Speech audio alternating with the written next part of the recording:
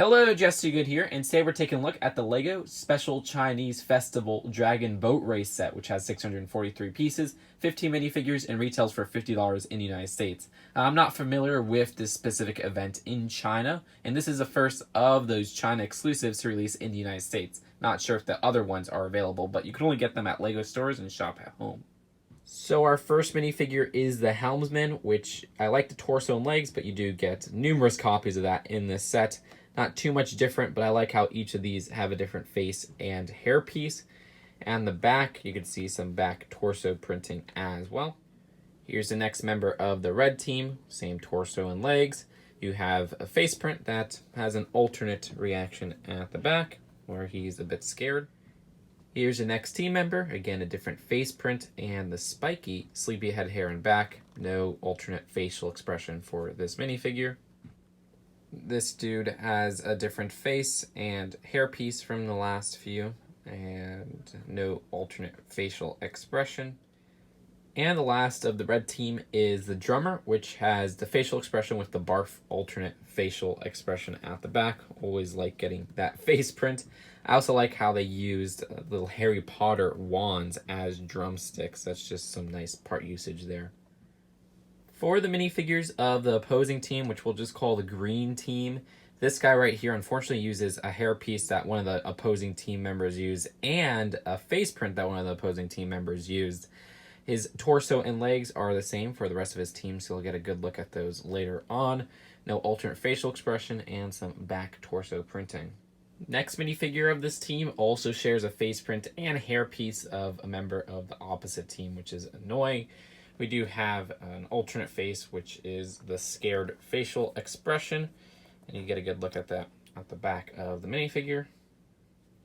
Thankfully, this guy has a hairpiece and face print not used by any of the other minifigures in the set, so I appreciate that. It's actually quite an uncommon face print. It's from Lester in that one exclusive polybag and exclusive minifigure. Not too much else going on here, though, that's different from the other characters. I like how this guy uses Cole's hair from the Ninjago movie CMFs because that's not really found in sets too often. And there's not too much else going on here. The face print is one used by a different minifigure in this set, unfortunately. No alternate facial expression or anything like that. And the last member of the green team is the drummer, which has a face print not used by any of the other characters in this set, as well as a hairpiece not used by any of the other characters in this set. Where the alternate facial expression, he looks pretty scared, so that's really fun. This guy is the judge with a nice torso and face print that's not super common. I always like getting those, but not too much else going on here. You can see some back torso printing though. There's a stall vendor, which has printing from the Ninjago movie sets for the legs and torso, but his face print's pretty common in the world of Lego City. And he does have a canical hat, which is always nice to get one of those. As for the next three minifigures, they're all onlookers, and this guy right here has a face print used by two other minifigures in this set, which is very annoying. His cheese slope here is actually an exclusive print used throughout this set, so that's nice to get. Not too much else going on with this minifigure. And for the next onlooker, she has a hairpiece, which you don't get too often in black, so I like that inclusion. Other than that, though, a torso print that's quite common now. Face print that's pretty common. There's some back torso printing, though, which you can see right there. And the final spectator is just a little kid. I haven't seen that torso printing for a long time. That's nostalgic for the Smart Car set from, was it 2010? Ah, I love that set. But beyond that, he does have an alternate facial expression, which you can get a look at right here. I also like the coloring for his short legs, which we don't really get in that color too often. As for the builds of the set, you have the two boats, you have this dock section, and two flagpoles. While each of these boats are the same size, they have little details here and there that make them not that exact same build, which I really appreciate. So the first one we'll take a look at is this red boat, which has some really cool build techniques to make this culturally accurate. On the side, for example, to get this curved look, what they do is they clip it onto these handle pieces, and that gives it a nice curve with these stickers all over those tiles and those sloped pieces. And at the back for the tail, they use clipped pieces as well to get that specific position. I like how they even use the cattle horn pieces in red, which is really nice to get, and these green clips at the end. So you could adjust that as you'd like. Now, the space for the minifigures is pretty spacious because they all get about 2x4 spacing to make them stand or sit.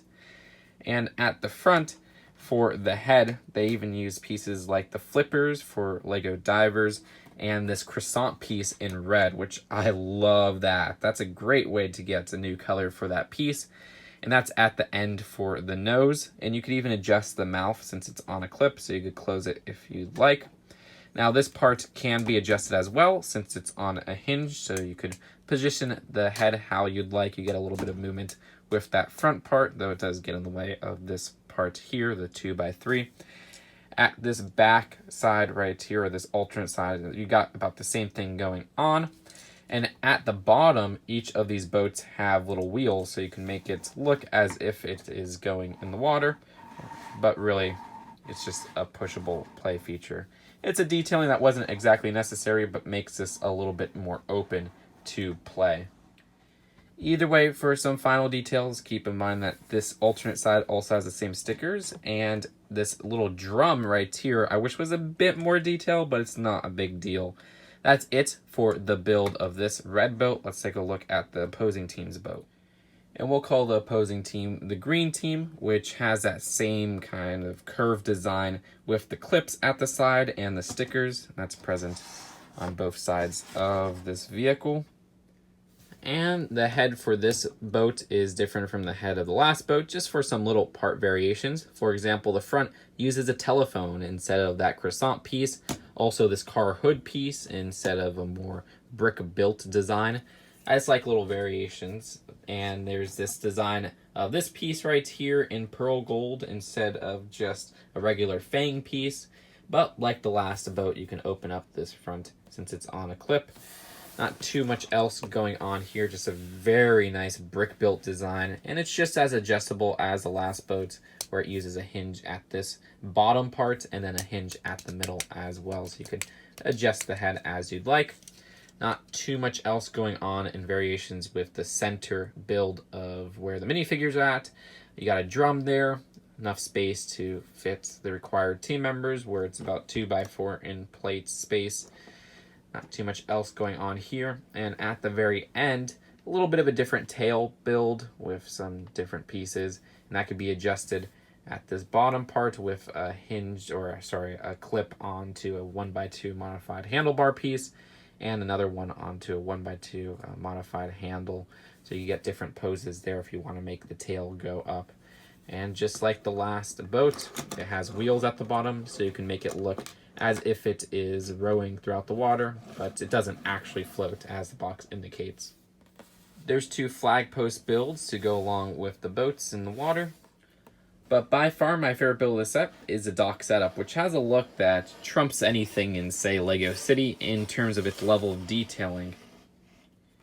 Starting at the left, there's a food stand which sells some Zongzi and rice, which has some stickers at the top and the side indicating what they're selling. It's a little bit hard to see the Zongzi stand, but there's some uncooked Zongzi right there, which are the green cheese slopes, and then some cooked Zongzi to the left of the stall, which is just kind of hanging here. There's a good 4 of them just hanging, and you get a lot of them in this set, which is really nice. And of course you get extra pieces as well, since they are a cheese slope.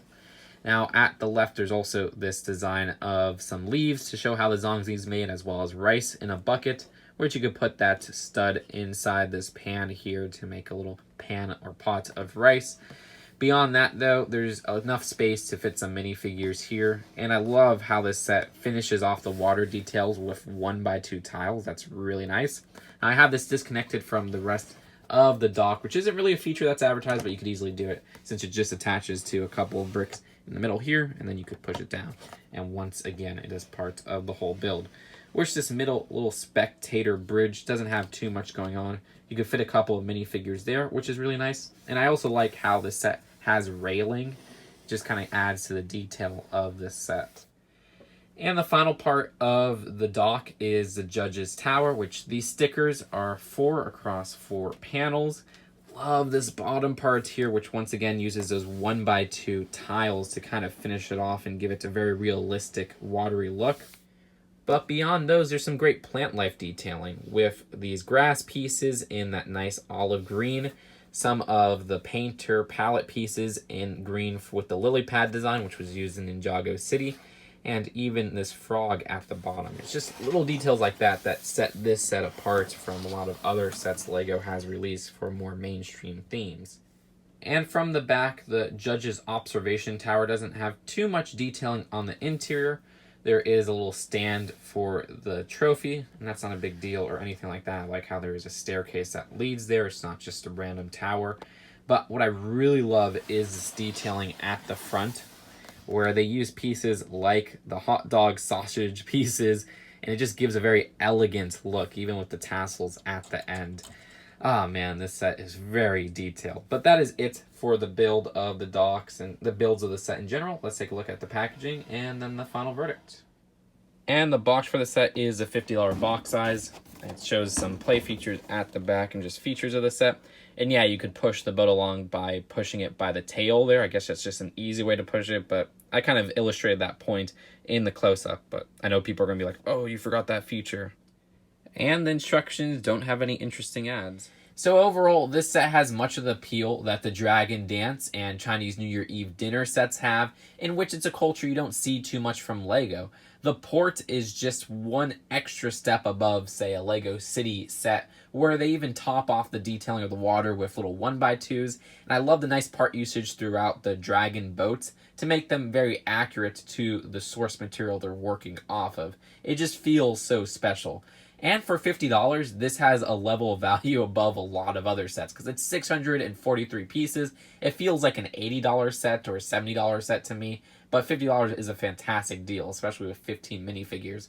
I don't have too much to complain about this set. It does annoy me that some of the face prints are the same. I think they could have just varied that a little bit because it's a bit inconsistent, but it's not a big deal, and I'd end up rating this one an A. Since this is the only one of those 3 sets available in the United States, I'd highly recommend you go on LEGO Shop at Home or LEGO stores and get it just to get a taste of a different culture.